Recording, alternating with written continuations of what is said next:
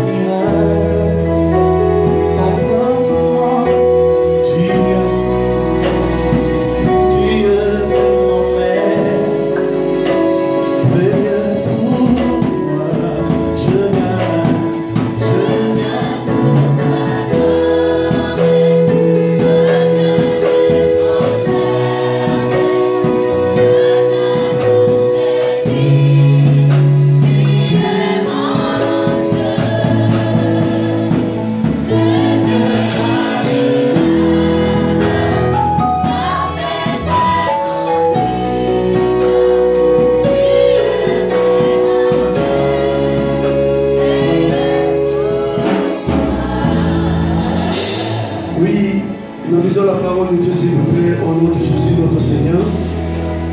Nous lisons dans le livre d'Exode, chapitre 7, du verset 8 au verset 16. Je lis au nom du Seigneur Jésus-Christ. Amen. Amalek vient combattre Israël à l'Épidie. Amalek est combattre Israël.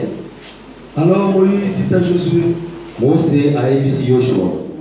Choisis-nous des hommes, sors et combat Amalek. Prenez la mission bateau, Bobi Mapé Bobumbisa Amalek. Demain, je me tiendrai sur le sommet de la colline. Lobi na kozala likolo ya bangomba. D'avec mais Lingen dans le boko.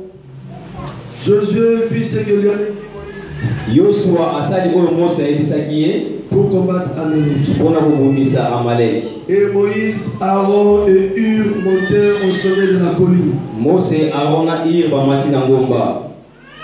Lorsque Moïse levait sa main, tango Mose atombolaki maboko ne likolo, Israël était le plus fort. Israël e bazalaki na elonga. Et lorsqu'il baissait sa main, Amalek était le plus fort. Tango Mose akitisi maboko na se wana Amalek bakomi kolonga. Les mains de Moïse furent fatiguées. Maboko ya Mose elembaki. Il prit une pierre qu'ils placèrent sous lui. Bazui libanga moko batie na se na ye. Et il s'assit dessus. Afandeli yango likolo. Aaron et Hur ses mains. Aaron na Hur basimbi maboko na ye. L'un d'un côté, moko na loboko ya mobali, l'autre de l'autre. mosusu na loboko ya mwasi. Et ses mains restèrent fermes jusqu'au coucher du soleil. Maboko ne tikalaki likolo kino na pokwa. Et Josué vainquit Amalek et son peuple au tranchant de l'épée. Yoshua alongaki Amalek na bato na ye na kokata na mopanga. L'Éternel dit à Moïse, Yahweh ayebisi Mose, écris cela dans les livres koma yango na buku pour que les souvenirs s'en conservent. po ete mabanzo etikala. Et déclare à Josué qu'il dépassait la mémoire d'Amalek dessous les cieux. Pe yebisa Yoshua alongola na makanisi na ye libanzo ya Amalek. Dites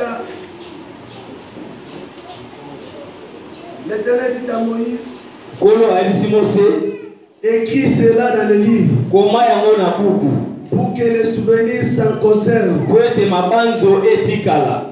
Déclare à Josué Pe yebisa Yoshua que j'effacerai la mémoire d'Amalek de dessus le ciel. nga nakobungisa lisolo ya Amaleki na mokili oyo.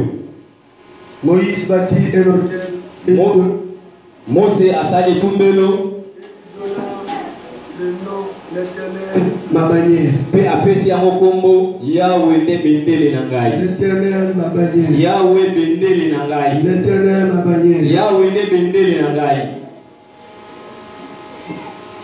Il dit parce que la main a été levée sur le trône de l'Éternel. Alipo ete loboko etombamaki kino na ngwende na Yawe. Il y aura guerre de l'Éternel contre Amalek de génération en génération. Etumba na Yawe kozana Amaleki bikeke na bikeke. Merci beaucoup, nous pouvons nous asseoir. Matondo mingi tokoki na kovanda. Nous continuons la lecture, nous lisons dans les livres de Colossiens chapitre 2 verset 14. Colossiens chapitre 2 verset 14 à 15.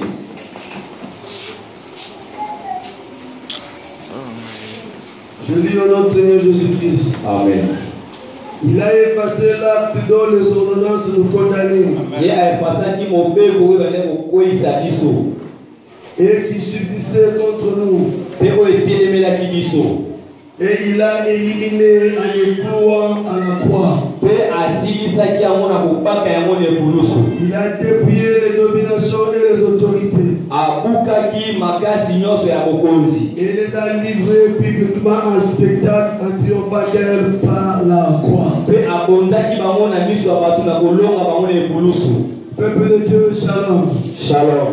Peuple de Dieu, que la joie soit votre partage. Libota na Nzambe tika ete kimia na Yawe ezala na bino. Nous sommes dans la joie. Tozala esengo. Non, nous sommes dans la joie de nous retrouver une fois de plus devant ce peuple Tozali na esengo ya kotelema lisusu liboso na bino pour lesquels les rois des rois s'étaient sacrifiés.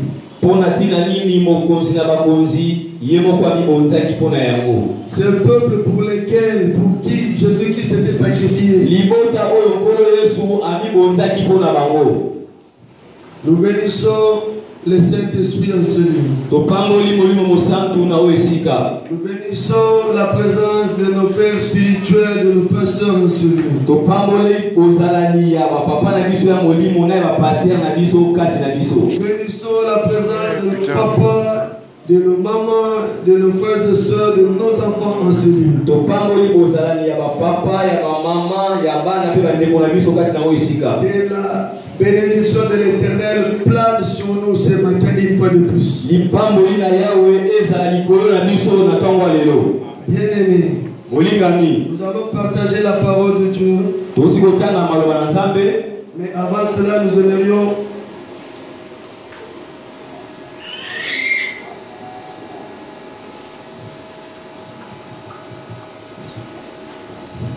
Mais avant de partager la parole, nous allons faire une petite récapitulation. Yango ya kokabola liloba ya ntongo na lelo tokozonga mwa nsima mokie. 2014, il faut que Dieu nous fasse entrer dans notre destinée, dans notre possession. 2014 esengeli Yawe akotisa biso na libula na biso tozwa oyo ezali ya biso. 2014, il faut que l'Éternel Dieu nous mette au large. 2014 esengeli ete Yawe akotisa biso na mopeli.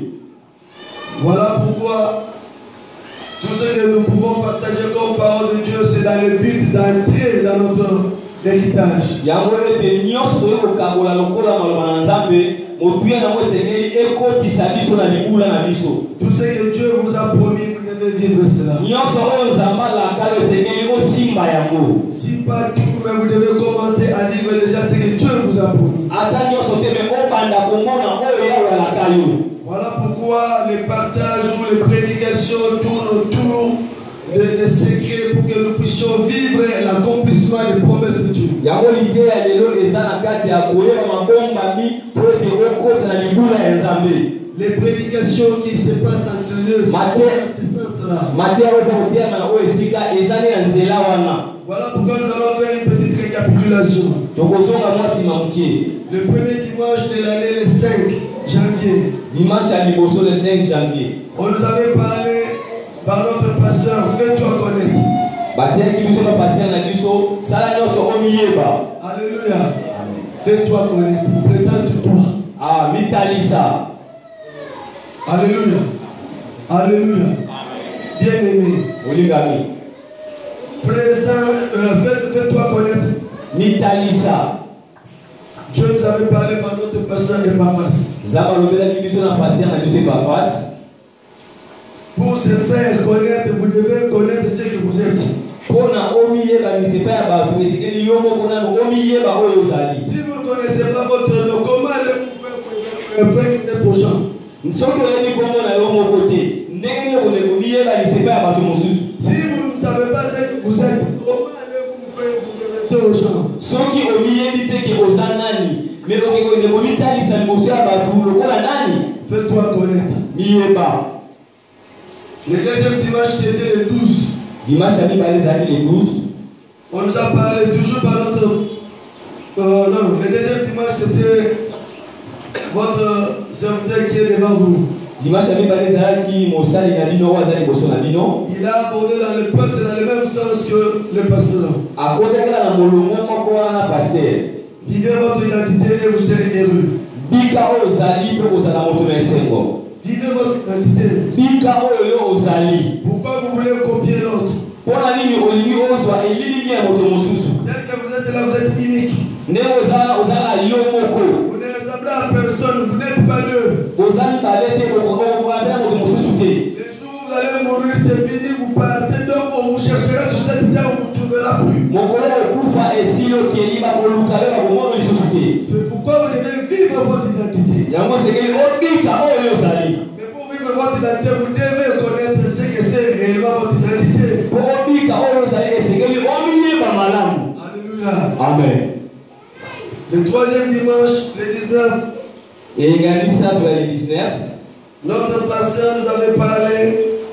Pasteur na biso ateyaki biso. Il avait lu dans le livre de Jean 16, 32 à 33. Atanaki na buku ya Jean. Dans Esaïe aussi. Tanga mpe Esaïe. Il a abordé dans le sens de consolider notre personnalité, que nous sommes des enfants de Dieu, que nous sommes. J'avais dit ça même à Lingala, les songes et béni. Ah, tout ça va sonner en béni. Donc il tourne kembisa, tout ça la fière na oyo tozali. Le quatrième dimanche, on nous a parlé de la multiplication par l'homme de Dieu, le berger Ézéchiel. Engaminga ibateyaki biso ezali koyikimisama epai ya moto na Nzambe le berger Ézéchiel. Alléluia. Amen. Alléluia. Amen. Un arbre qui ne porte pas de fruits n'est pas digne de rester, d'occuper inutilement la terre. Nzete eza kobota te, ntina nango eza te ekanga kaka mabele ya pamba. Il mérite bien d'être coupé. Esengeli bakata yango. Portez des fruits. Bokota bambuma. Multipliez-vous. Boyikimisama. Alléluia. Amen. Alléluia. Amen.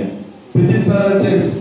Moi, les camarades fongoli. Depuis que vous êtes dans cette église, vous avez amené combien d'autres frères et sœurs à ce lieu? Uta liyo za l'église ya oyo. Osio mema bande kuboni ya basi ya libali. Point d'interrogation. Motuna etika libongo. Le cinquième dimanche, on nous a parlé Christ, image de Dieu invisible. Engamita lobaki biso Kristo elili na Nzambe oya mona na kati. Le sixième dimanche, c'était notre papa, le pasteur Ilunga Patrick. Sixième dimanche, là, papa na biso, pasteur Ilunga Patrick. Il nous a parlé de nous attacher à l'éternel, de faire la joie de l'éternel. Abaki toka na mananzambe to sala esemona Yahweh. Il avait insisté sur une chanson qui disait Soki Nzabazalaki Mutetela Nalambenaye Opunga la Chese. Bon. Alléluia. Amen. Si nous pouvons faire la joie de l'éternel, l'éternel nous donnera ce que notre cœur désire. Soki to sepeli si Nzambe, Nzaka kopesa biso ko tona koposa. Et le septième dimanche, on nous a parlé de garder ton cœur plus que toute autre chose. Et il y a sambo balobela biso ko batela motema na yo koleka makambo nyonso. Vous devez garder votre cœur plus que toute autre chose. Batela motema na yo koleka makambo nyonso. Alléluia. Amen. Alléluia. Dans votre cœur, ne gardez pas de mauvaises choses. Na motema na yo ko bomba makambo mabete. Ne gardez pas la rancœur, la haine. Non, ne gardez pas de mauvaises choses, mais gardez plutôt de bonnes choses. 8e dimanche, on nous a parlé de mettre en pratique la parole de Dieu. Et là, c'était par le canal de l'homme de Dieu, Gédéon Sassa. Canadé Azobal. Bon. Donc il nous a demandé, conformément à la parole de Dieu, de mettre la parole de Dieu en pratique plutôt que de l'écouter.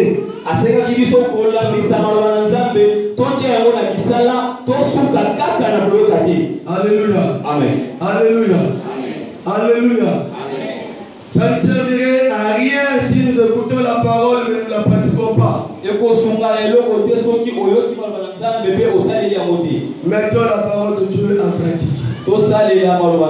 La parole qui nous est prêchée en ce lieu. La parole qui nous est prêchée en ce lieu.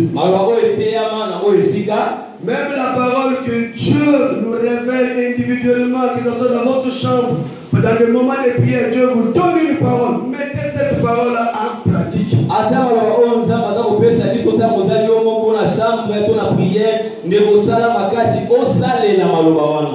Le 9e dimanche, on avait parlé de l'enfant prodigue, que tout est possible à quiconque.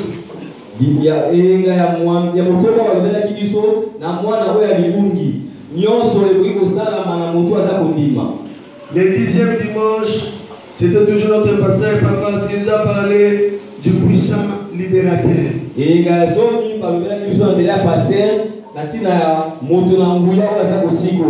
Ils ont vécu à cause du sang de l'agneau et à cause de la parole de leur témoignage. Bien-aimés, ce matin, je crois que c'est le 11e dimanche de l'année. Et sous son autorité. Alléluia. Amen. Alléluia. Amen. Vous qui habitez chez vos frères et sœurs, sachez que vous êtes sous l'autorité de la personne du propriétaire de la maison. Même si vous êtes son grand frère, aussi longtemps que vous habitez chez lui, vous devez vous plier à ses exigences, à sa loi. Lui, il croit au Seigneur Jésus. À 20h, tout le monde prie. À 20h, vous vous dites, non, moi je suis ici,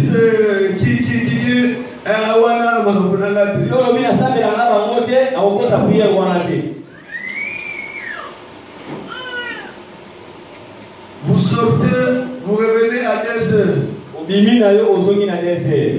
On vous demande, vous dites non à la Mukolo. Vous avez Mukolo, vous avez de la même manière, bien-aimés, vous et moi, nous sommes dans la maison de Dieu. Pas comme des étrangers, mais comme des fils et filles. Donc, nous le voulions ou non, nous sommes sous l'autorité de Dieu. C'est pas ma loi, c'est pas votre loi qui prime. En ce lieu, c'est la loi de Dieu. La loi de Dieu se manifeste par sa parole révélée. Qui est la Bible. Entre parenthèses, il y a des gens qui parlent de paroles révélées, du temps, papa, ceci, cela. N'importe quoi. Cette Bible, c'est la parole révélée de Dieu. Alléluia. La loi de Dieu est là-dedans. Ne venez pas imposer votre loi dans la maison de Dieu parce que ce n'est pas votre maison. Voilà pourquoi il est dit ceci. Que celui qui aimerait être béni le sera par le Dieu de la vérité. La Bible dit que le Dieu de la vérité, cela veut tout simplement dire le Dieu de la parole de la Bible. Si vous voulez être béni, marchez selon la parole de Dieu. Dieu veut que nous marchions de victoire en victoire. Alléluia. Amen. Voilà pourquoi Dieu nous donne des éléments. Pour que nous marchions toujours dans la victoire. Nous avons lu dans la Bible. La Bible dit ceci, quand il levait sa main, Israël était le plus fort. Mais quand il baissait sa main, Israël était faible. Quand il a compris qu'il y avait un mystère entre le fait de lever sa main et la victoire des enfants d'Israël dans la vallée,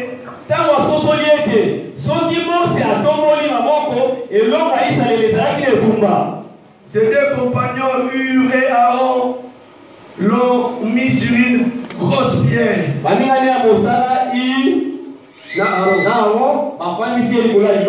Ils ont soutenu, l'un soutenait sa main droite, l'autre soutenait sa main gauche. Les mains de Moïse restèrent levées jusqu'au soir. Alléluia. Amen. La Bible déclare, Josué là-bas dans la vallée, il avait terrassé Amalek, le peuple amélécite.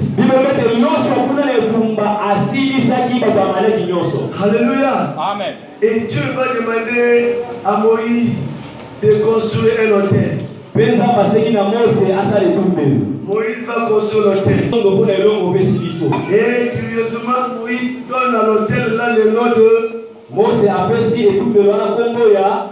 l'Éternel Yahvé Nissi. Donc Yahvé Nissi veut tout simplement dire l'Éternel ma bannière. Pour la RDC, c'est ça la bannière. Pour la RDC, pour le CBA, c'est ça la bannière que Dieu nous a donnée. Mais en réalité, c'est la bannière pour l'église du Seigneur Jésus-Christ. Ce n'est pas les tissus ici qui est important. Ce sont les écrits là, c'est Jésus, nous les voyons comment couronner de gloire et d'honneur. Quelqu'un couronné de gloire et d'honneur, cela veut dire que cette personne-là est comment?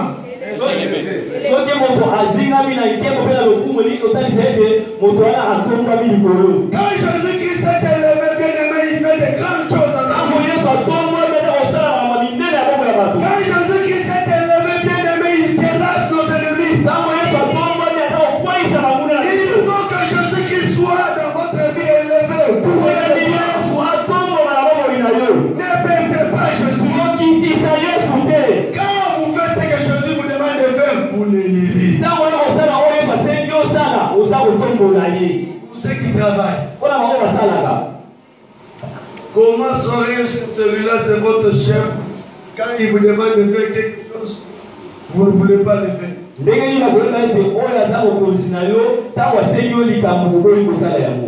Alléluia. Amen. Alléluia. Amen. Alléluia. Amen. Excusez-moi de nous dire une chose.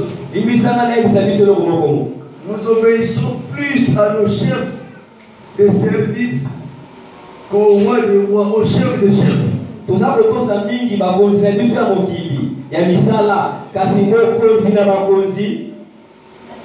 Pourquoi? Parce que donc, en voyant le chef, on voit directement la rémunération, le salaire, l'argent. Donc si je n'obéis pas, je vais fermer le robinet.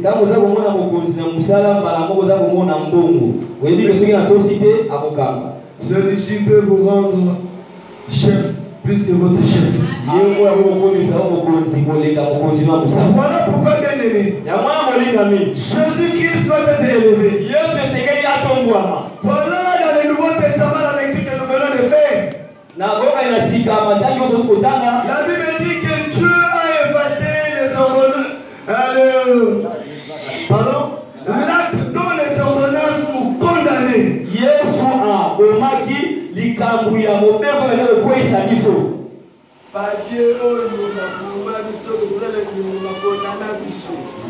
Alléluia. Amen.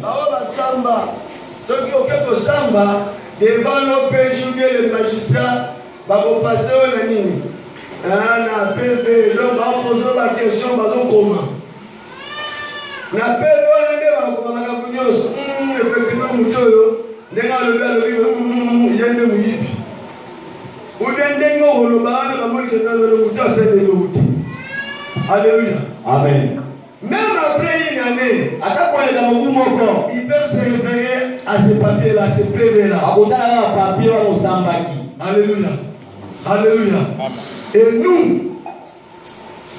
il y avait des actes et des ordonnances qui nous condamnaient. Mais Jésus-Christ a effacé cela. Et il les a détruits en les clouant à la croix. La Bible va plus loin en disant qu'il a dépouillé les dominations des autorités. Et les a livrés publiquement en spectacle. En triomphant par la croix. Bien aimé, Dieu nous appelle à une vie de victoire. Mais ce matin, Dieu nous demande une seule chose. Dieu nous demande de ne pas oublier ce qui s'est passé à Golgotha. Pourquoi? Parce que c'est ça notre richesse, c'est ça notre force. Ta force, bien aimé, ne vient pas de toi-même. Ta force vient de la croix. Ta force vient de la montagne. Parce que quelqu'un était resté jusqu'au soir. Les mains clouées. Voilà pourquoi, bien aimé, ce matin vous pouvez dire que vous êtes victorieux. Voilà pourquoi dans votre vie, vous pouvez triompher de puissance des ténèbres. Parce que ces mains étaient restées levées jusqu'au soir. Moïse était sur la montagne. Aaron était dans la vallée. Il combattait Amalek.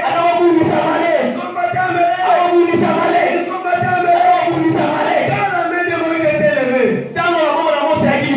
il y avait la victoire. Il y avait la victoire. Bien aimé.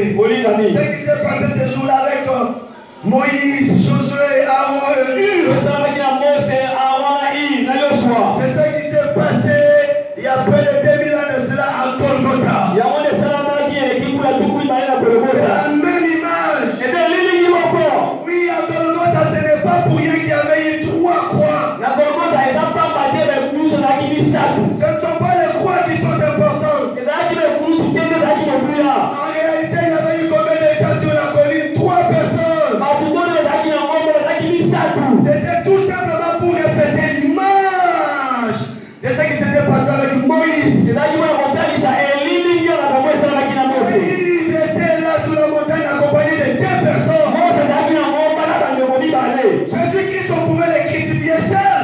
Mais pourquoi ce jour-là, il fallait les crucifier avec 2 autres brigands? Dieu est fidèle aux images. Dieu, quand il parle, ce sont des paroles bien réfléchies. Dieu ne parle pas en vain. Dieu ne parle pas en vain. Dieu ne parle pas en vain. Et quand Dieu vous parle, c'est qu'il a pris tout son temps pour bien raisonner. La Bible déclare, avant de bâtir une maison, prenez votre temps, asseyez-vous, raisonnez, voyez, si avec les moyens que vous avez, vous pouvez commencer la construction de cette maison-là et l'achever. Alléluia. Amen. Toutes les constructions non achevées sont l'objet des railleries. Quand quelqu'un commence une œuvre et qu'il ne l'achève pas, tout le monde se moque de lui. Alléluia. Alléluia. Amen. Vous n'êtes pas le fruit du hasard. Excusez-moi, mes papas, mes mamans, permettez-moi de dire tous. Il y a peut-être des enfants qui sont nés de liaisons illicites.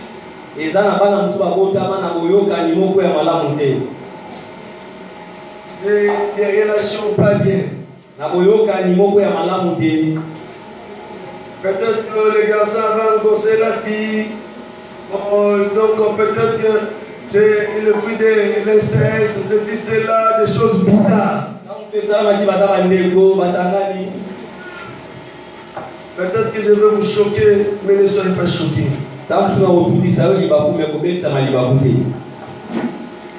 Quand Dieu a permis que vous naissiez, c'est qu'il a préparé quelque chose pour vous sur cette terre. Il n'y a aucun couturier qui se met à couper un tissu sans savoir ce qu'il veut confectionner.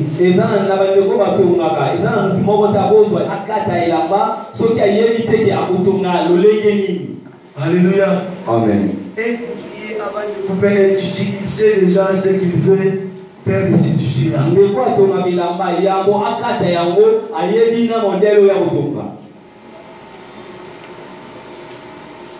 Dieu sait. C'est à quoi il vous a destiné dans ce monde. Alléluia. Amen. Aux yeux de Dieu, vous avez de la valeur.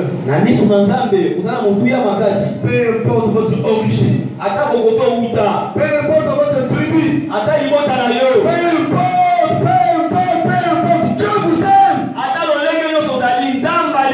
Et Dieu a préparé quelque chose de bon pour vous. Mais seulement il vous demande de marcher selon sa parole. Puisque c'est lui qui sait pourquoi il vous a envoyé dans ce monde. Bien-aimé, écoutez Dieu, écoutez Dieu, écoutez Dieu. Alléluia. Amen. Alléluia. Amen. Alléluia. Amen. Bien-aimé.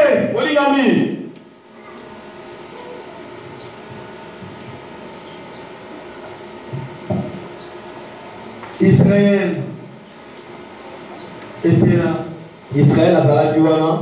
La victoire était à leur portée. Elonga ezalaki na maboko na bango. Moïse sur la montagne. Mose likolo na ngomba. Et Josué a compris une chose. Yoshua asosolaki eloko moko. Que ma victoire, Ete elonga na ngai. ce n'est pas parce que je suis général. Ezati mpona azali mokonzi ya mapinga. Ce n'est pas parce que je suis commando bien formé. Ezati mpona azali komando apesaka formation malamu. Ma victoire, ce n'est pas parce que je suis le fils Ya. Elonga ngela te mpona azali mwana ya. Ma victoire, ce n'est pas parce que je suis le moine Kassia. Elonga ngela te mpona azali mwana kasi ya. Alléluia.